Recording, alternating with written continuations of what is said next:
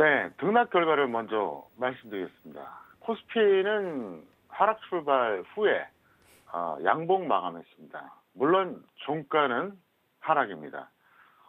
그리고 이제 61선을 이탈했다는 게 이게 특징이고요. 코스닥 역시 하락 출발 후에 양봉 마감했습니다. 물론 종가는 마이너스입니다.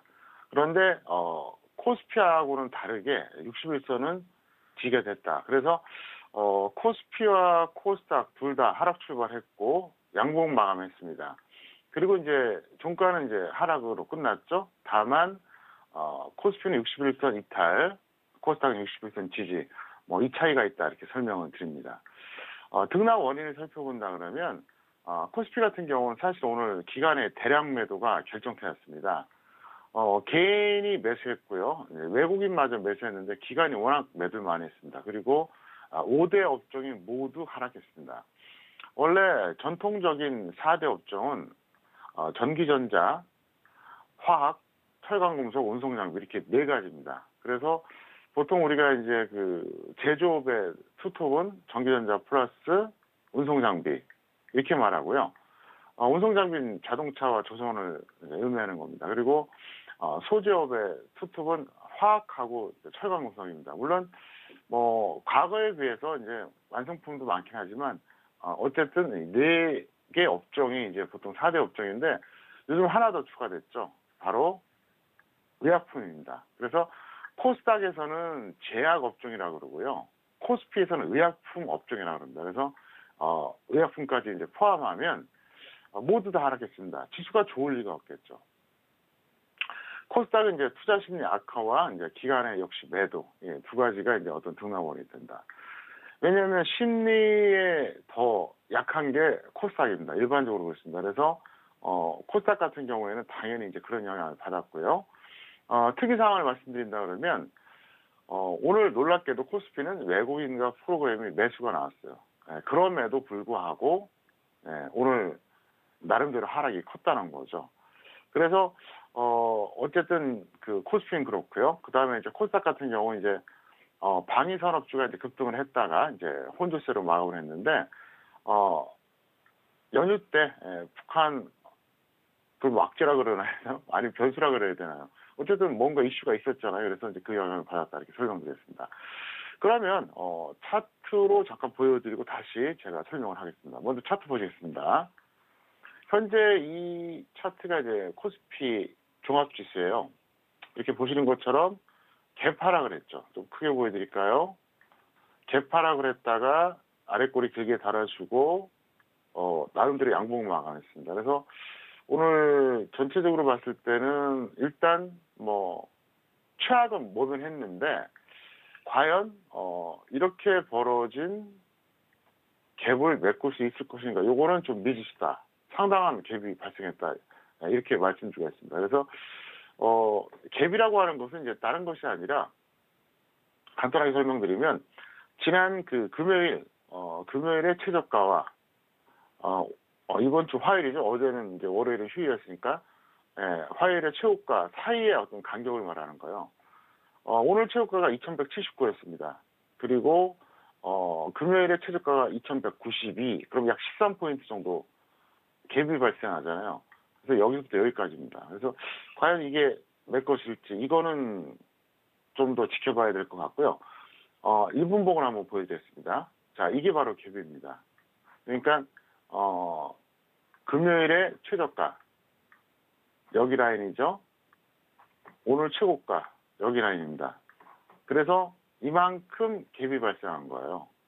갭이라고 하는 건 딴 게 아니라 이렇게 오늘처럼 일봉 차트 잠깐 보여드리겠습니다. 이렇게 시가부터 이제 하락 출발했어요. 시가부터 하락 출발했는데 전일 고점이나 저점보다 훨씬 낮은 가격에서 출발했다는 거죠. 그래서 이게 갭이 발생했거든요. 근데 이제 일봉 차트로 봐도 이제 이해는 되는데 일분봉으로 보여드리면 이제 이해가 쉽죠. 그래서 금요일에 저점 그리고 화요일에 고점 이만큼 갭이에요. 이게 약 한 13포인트 정도 되는데 과연 이게 메꿔질지 말지 이거는 이제 여러 가지 이제 변수가 있겠죠. 그래서 그렇게 보실 필요가 있고요. 이번에 코스닥 보겠습니다. 코스닥도 역시 이제 비슷해요. 비슷한데 코스닥도 이거는 뭐 양봉 마감한 거 똑같습니다. 하락 마감한 것도 똑같고요. 다만 60일선이 지지가 됐다는 거죠. 그래서 이 파란색 60일선입니다. 이거는 어쨌든 안 깼어요. 이거는. 근데 코스피 다시 보실까요? 확실하게 깨졌죠. 이게 파란색 60일선입니다. 그래서 이런 상태고요. 이번엔 제가 이제 차트가 아니라 이제 말로 잠깐 설명드리겠습니다. 연주 때 이슈가 됐던 게 결국은 미중 무역 전쟁 관련된 거. 이게 첫 번째고요. 그 다음에 이제 북한의 뭐 발사차라 그러죠. 발사체. 뭐 국가기관에서 발사체라 그러니까 저도 그렇게 얘기해야겠죠. 미사일이 아니라 발사체라고 그랬습니다. 분명히. 그래서 이제 그 두 가지인데 먼저 미중 무역 전쟁과 관련된 것부터 설명드리겠습니다. 저는 쉽게 타결이 안 될 거라고 보고 있습니다. 여전히. 되더라도 언제든지 손바닥 뒤집듯이 뒤집힐 수 있다고 또 보고 있습니다. 왜 그런지 설명을 드리겠습니다. 제가 2017년 봄부터 얘기했습니다. 2년 전이에요. 작년이 아닙니다. 2년 전에 미중 무역 전쟁은 반드시 발생한다 이렇게 얘기했어요. 2년 전에 이미. 그리고 1년 전에 이맘때쯤에 제가 뭐라 그랬었냐면 결코 쉽게 타결되지 않을 것이다 이렇게 얘기했습니다. 이 방송을 1년 이상 보신 분들은 다 알아요. 왜 그런지 아십니까? 저는 뭔가를 예측할 때 그 예측에 앞서서 분석을 합니다. 근데 그 분석을 할 때 어떤 원리를 대입을 시켜요. 원리가 없는 상태에서 어떤 이론이 없는 상태에서의 분석은 분석이 아니라 점을 치는 거죠. 그래서 맞고 틀리고를 떠나서 저는 항상 그런 원칙을 갖고 있습니다. 그래서 어떤 이론이라든가 원리를 토대로 해서 분석을 해요. 분석을 할 때 저는 항상 플러스 요인, 마이너스 요인을 다 가미합니다. 어떤 그 사안이 있잖아요. 그러면 그게 지수가 될 수도 있고요. 아니면 어떤 뭐 협상이 될 수도 있고. 뭐 제가 평소에 가장 잘하는 건 사람 분석이에요. 그래서 저는 딱 그걸 따집니다. 어떤 이론이나 원리를 가지고 어떤 지수의 방향성, 뭐 기타 여러 가지 어떤 그 이슈들이 있잖아요. 이게 뭐 될 건가 말 건가. 그리고 뭐 사람이 따르면 이 사람이 이분법적으로 괜찮은 사람인가 안 괜찮은 사람인가. 예를 들어서 플러스 마이너스 갖다 넣어요. 그 다음에 이제 예측을 하는 겁니다. 그래서 저는 사실 그동안 어떤 그 국제 정치적인 어떤 측면에서 예측을 많이 했었고, 국내 정치는 어쩌다 한 번씩 틀렸지만 국제 정치는 틀린 적이 없어요. 왜냐하면 원리대로 움직이거든요. 자, 그러면 제가 이 말씀 왜 드리냐? 잘 들어보세요. 제가 그랬죠. 미중 무역 전쟁 협상 결코 쉽지 않을 것이다. 왜 제가 그렇게 얘기했냐? 1년이 지난 지금 설명드리겠습니다. 힘의 균형이 비슷한 조직과 단체와 혹은 개인끼리 협상하는 거는 타결이 빨리 됩니다. 절충이 빨리 될 수밖에 없어요. 왜? 힘의 균형이 있기 때문에 그래요. 서로가 서로를 인정하고 팽팽하기 때문에 밀고 당기기가 별로 의미가 없어요. 그래서 이쯤에서 그냥 탁 해결이 되는 거예요. 그러니까 그것이 국가든 조직이든 개인이든 팽팽하면 오히려 쉽게 타결돼요. 그런데 갑과 을의 관계에 있는 이런 상태에서는 절대로 쉽게 타결이 안 됩니다. 왜 그러냐? 갑은 악착같이 쥐어잘라 그러죠, 을을. 반대로 을은 어떻습니까? 이미 기울어진 협상이에요. 상당히 불리한 협상이에요. 이미 시작부터. 조금이라도 덜 뺏기려고 발버둥 치죠. 그래서 지지부진한 거예요. 그래서 지금 미국이라는 슈퍼갑과 참 을이라고 말하기는 좀 그렇지만 미국에 비해서는 상대적으로 을에 해당하는 중국의 협상은 각과 을의 협상이라는 얘기예요. 그래서 쉽게 되지 않는다는 얘기예요. 단순하게 제가 그냥 막연하게 했던 얘기 아닙니다. 그래서 이게 제가 1년 전부터 얘기했어요. 쉽게 타결 안 될 거라고. 지금까지 끌고 있잖아요. 그 다음에 두 번째, 타결된다 칩시다. 언제든지 뒤바뀔 수 있어요. 왜 그러냐? 미국의 대통령이 트럼프이기 때문에 그래요. 트럼프라는 사람의 제가 특성을 수도 없이 얘기했었잖아요. 저는 국가의 어떤 대통령, 그 다음에 어떤 그 재벌이 있으면 총수, 이런 사람들을 분석을 해보래요. 그러면 그 국가와 그 회사의 어떤 정책이 나오거든요. 왜냐하면 최고의 어떤 그 경영자잖아요. 국가는 대통령이고, 재벌 같은 경우는 재벌 회장, 총수들이 경영자 아닙니까? 그 사람의 성향에 따라서 달라지는 거거든요. 트럼프라고 하는 사람은 제가 수도 없이 얘기했죠. 보편적 가치에 관심이 없다. 절충 마인드가 없다. 현재에 치우쳐진 어떤 관점을 갖고 있다. 무슨 얘기냐? 이 사람은 10년, 20년 뒤의 미래보다 지금 혹은 몇 년 뒤 여기에 집중되어 있습니다. 마인드가 그래요. 사고가 그래요.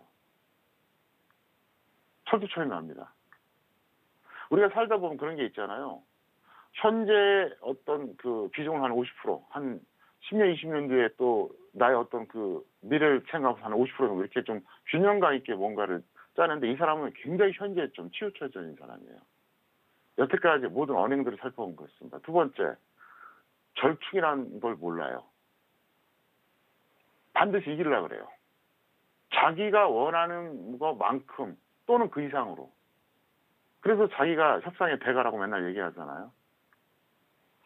가장 중요한 거, 보편적 가치에 관심이 없다는 거죠. 이 사람은 보편적 가치라고 하는 것은 뭐냐면 생명, 인권, 약속, 신뢰, 이런 거에 대한 게 없어요.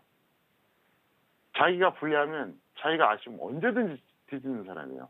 그래서 한미 FTA도 그냥 없애버린다 그러잖아요. 그러니까 국가 간의 어떤 조약이라든가 협상했던 거 그냥 무용지물이에요. 무슨 얘기냐? 협상이 원만히 이루어지기도 어렵지만 이루어진다 한들 트럼프가 이거 다시 한번 할까? 그럼 그냥 뒤집어지는 거예요. 이게 현실이에요. 그 다음에 북한 문제 말씀드리겠습니다. 북한 문제는 좀 답보 상태죠. 답보 상태. 말 그대로. 뭐 더 나은 것도 없고 후퇴하는 것도 없고. 미국은 끝까지 비핵화가 되기 전, 완전한 비핵화, CVID, 완전한 비핵화가 되기 전에는 우리는 지원할 수 없다. 북한은 끝까지 단계적으로 비핵화하자. 이거는 누군가는 양보해야 되는데, 그럼 미국이 양보할까요? 안 해요. 그러면 현실적으로 의뢰에 해당하는 북한이 양보해야 되는데 할 수가 없어요. 왜? 그게 북한이란 국가를 지탱하는 김정은이라고 하는 독재자의 어떤 근간이 되거든요. 최후의 보루예요, 핵이. 그 양보하면 안 되죠. 왜? 그게 있어서 지금 그나마 이대접 받는 거 아닙니까? 미국 대통령이 불러주고, 중국이 막, 우리 말 좀 들어줄래 하면서 좀 그러고, 러시아도 에서 만나주고, 그걸 왜 없앱니까? 그래서 이게 답보 상태로 흘러갈 겁니다. 다만 어느 시점에서 한번 뭔가 굉장한 어떤 변화가 올 겁니다. 저는 그때 임박해서 다시 말씀드리겠습니다. 지금은 때가 아니라고 보고요. 그래서 시청자 여러분들이 이제 오늘 하루의 등락도 중요하지만 이런 걸 아실 필요가 있다 설명드리겠고요.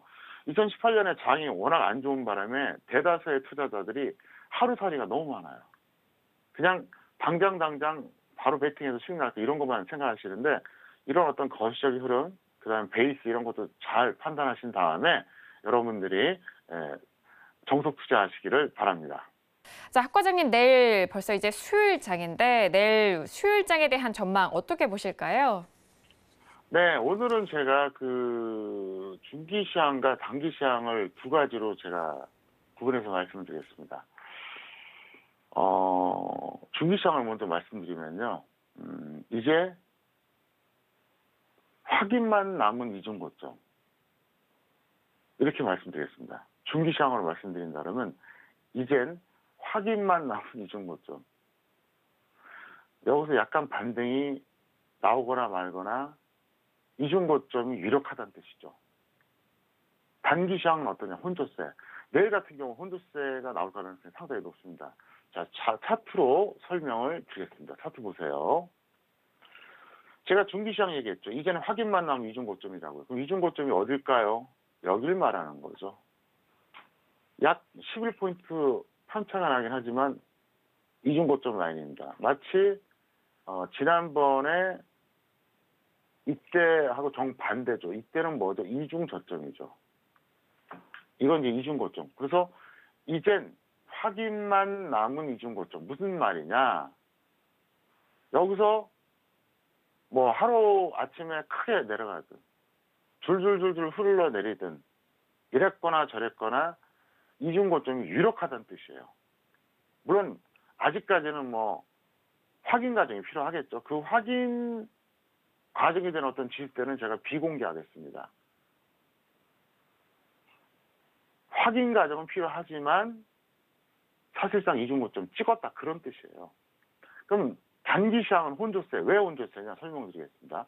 오늘 개파락에서 결국 마이너스로 마감했지만 또 양봉이 나왔잖아요. 오늘 이제 이게 흐름이에요. 그러면 왜 혼조세가 되느냐? 내일은 예를 들어서 내일 또 확 밀리기 시작한다. 그러면 또 장중에 양봉이 나오면서 또 뭐 반등 시도할 거고 반대로 내일 플러스 출발한다. 그럼 또 음봉 나오고 또 막 또 밀리는 현상이 나올 겁니다. 그래서 이러나 저러나 내일은 혼조세 가능성이 높아요. 그래서 이제 중요한 포인트가 뭐냐? 오전에만 혼조세냐?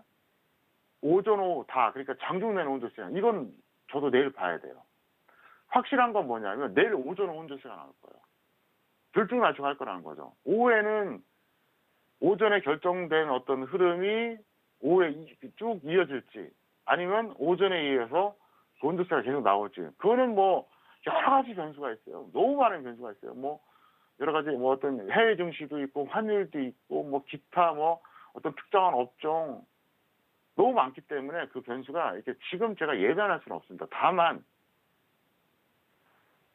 다시 한번 말씀드립니다. 중기 시황은 이게 확인만 남은 이중 고점이다. 여기서 쭉쭉쭉쭉 밀리면 밀릴수록 그게 더 이제 굳어지는 거고요. 단기 시황은 혼조세인데 적어도 오전은 혼조세다. 오후는 혼조세가 이어질지 말지 그건 내일 지켜봐야 된다. 여기까지 말씀드리겠습니다.